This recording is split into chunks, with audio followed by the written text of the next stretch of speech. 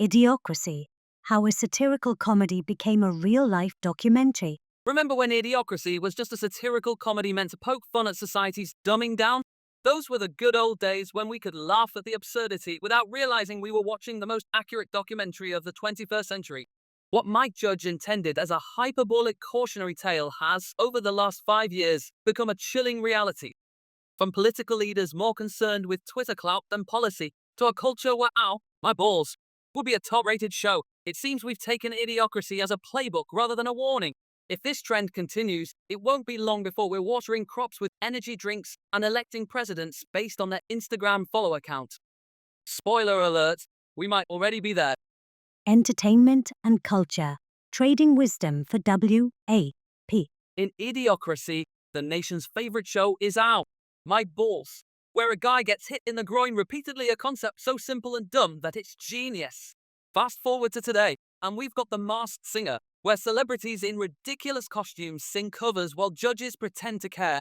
Throw in reality TV gems like Love Island and TikTok challenges like the Tide Pod fiasco, and it's clear, our cultural bar is so low it's underground. Meanwhile, Cardi B's WAP is hailed as artistic expression, a song so raunchy that it would make your grandmother clutch her pearls, assuming she isn't too busy twerking on TikTok herself. Christian values like modesty and integrity, please, those went out the window when we decided that selling sex was more profitable than promoting virtue.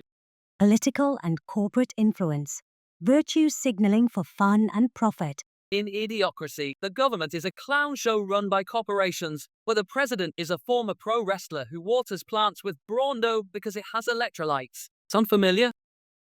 Today, we have politicians who treat Twitter like it's a policy forum, more concerned with trending hashtags than meaningful legislation.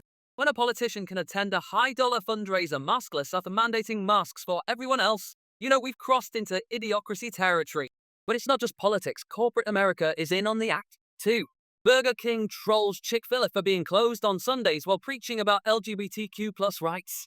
Meanwhile, Nike preaches social justice in ads made in sweatshops.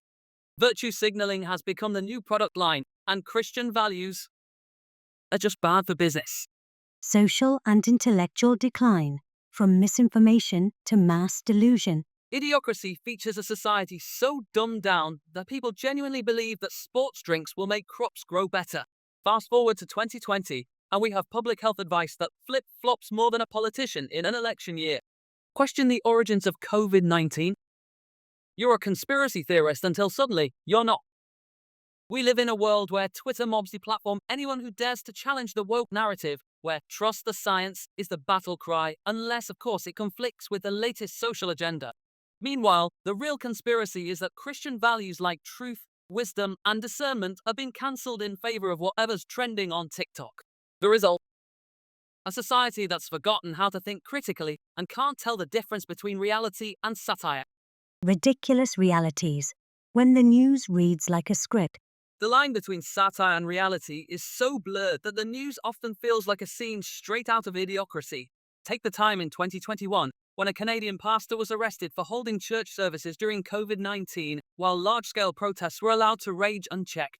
Or the moment when statues of historical figures like George Washington and Abraham Lincoln were torn down, only to be replaced with murals of Greta Thunberg. Not to mention when Gillette decided to lecture men on toxic masculinity in an ad campaign, all while charging extra for pink razors. We've reached a point where corporations peddle morality like it's the latest iPhone, and Christian values like faith, family, and forgiveness are dismissed as relics of a bygone era. Counter-arguments: What's satire?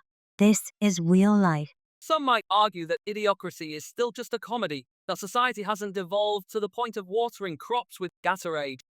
But when you've got schools teaching critical race theory to kindergarteners and universities redefining biological sex, it's hard to take that argument seriously. Critics might say we're exaggerating, but is it really exaggeration when politicians are more concerned with how many followers they have than how many jobs they've created? When corporate virtue signaling is more about profits than principles? When public discourse is reduced to slogans and hashtags, and free speech is a luxury only afforded to the right opinions? If anything, Idiocracy didn't go far enough. Conclusion: From comedy to reality and beyond. In 2006, Idiocracy was meant to be a satire, a comedic warning about the dangers of stupidity and cultural decline. 15 years later, it's a mirror reflecting the absurdity of modern life. We've traded wisdom for woke, truth for trends, and faith for followers. If we're not careful, it won't be long before we're living in a world where Brando is on tap and logic is a thing of the past. But there's still hope. If we can remember the Christian values of humility, wisdom, and responsibility, we might just avoid becoming the punchline of the very joke we're living.